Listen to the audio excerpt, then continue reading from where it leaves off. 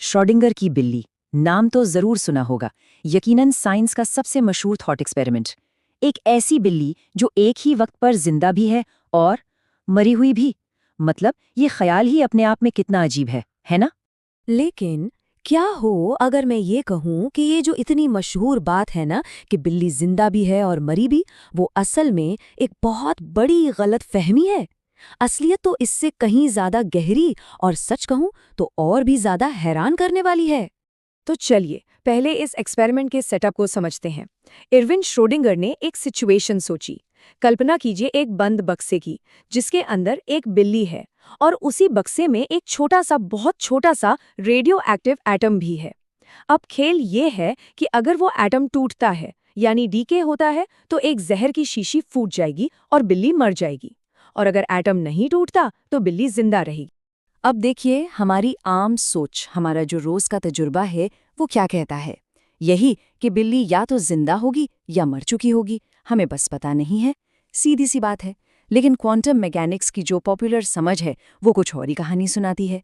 वो कहती है कि जब तक हम बक्सा खोलकर देखते नहीं, तब तक बिल्ली दोनों हालतों में है, जिंदा भी और मरी हुई भी, एक ही साथ। और दोस्तों, यही वो बात है जो इस पूरी गलतफहमी की जड़ है।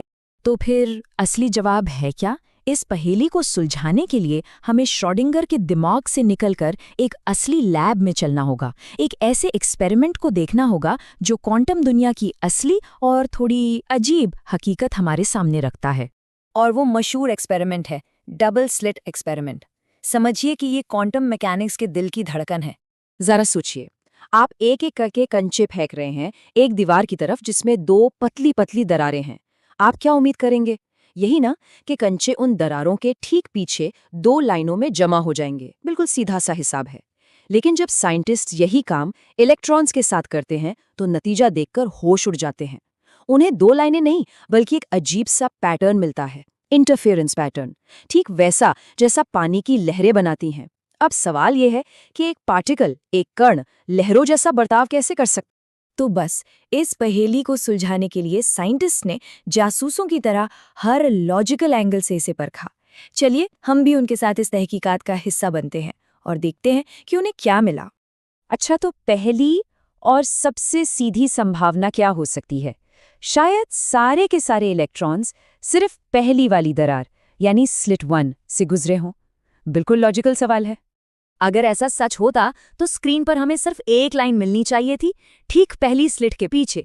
लेकिन जो असली पैटर्न हमें मिला है वो तो इससे बिल्कुल ही अलग है। कोई मेल ही नहीं है।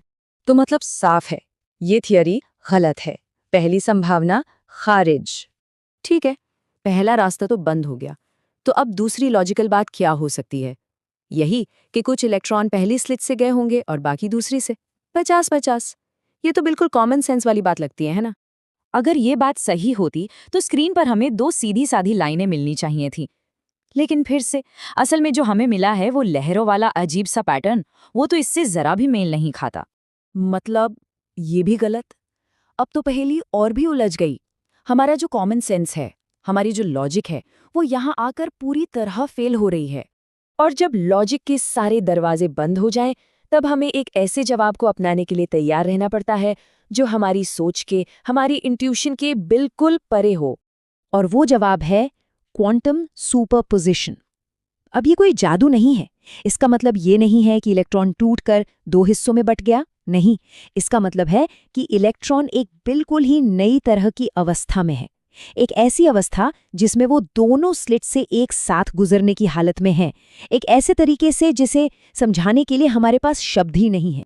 तो इस बात को गांठ बांध लीजिए। सुपरपोजिशन का मतलब ये नहीं कि इलेक्ट्रॉन सिर्फ पहली स्लिट से गया या सिर्फ दूसरी से, या कुछ पहली से और कुछ दूसरी से। और तो और इसका मतलब ये भी नहीं कि वो बीच में से टूट गया। ये उन सब चीजों से बिल्कुल अलग है जो हमने अब तक सोची थी।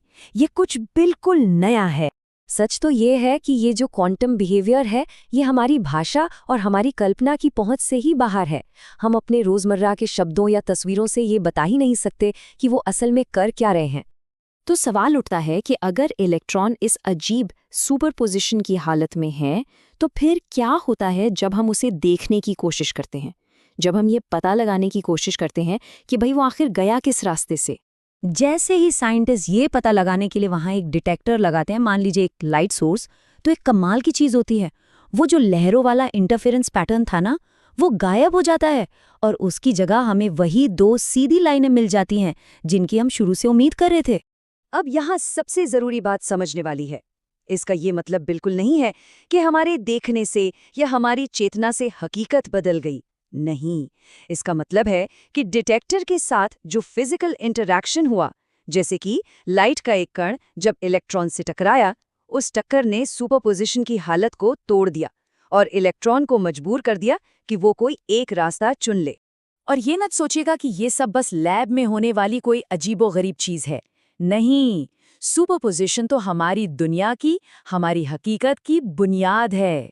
एक केमिकल बॉन्ड कैसे बनता है, कभी सोचा है? जैसे पानी के मॉलिक्यूल में होता है। होता ये है कि एक इलेक्ट्रॉन एक ही वक्त पर दोनों एटम के न्यूक्लियस के चक्कर लगाने की एक सुपरपोजिशन स्टेट में आ जाता है, और इसी मिली-जुली शेयर्ड स्टेट को हम एक मजबूत कोवेलेंट बॉन्ड कहते हैं। मतलब साफ है, अगर सुपरपोजिशन नहीं होता तो मॉलिक्यूल्स नहीं बन सकते थे। न पानी होता, न डीएनए, न प्रोटीन, मतलब हम और आप जैसा जीवन होता ही नहीं।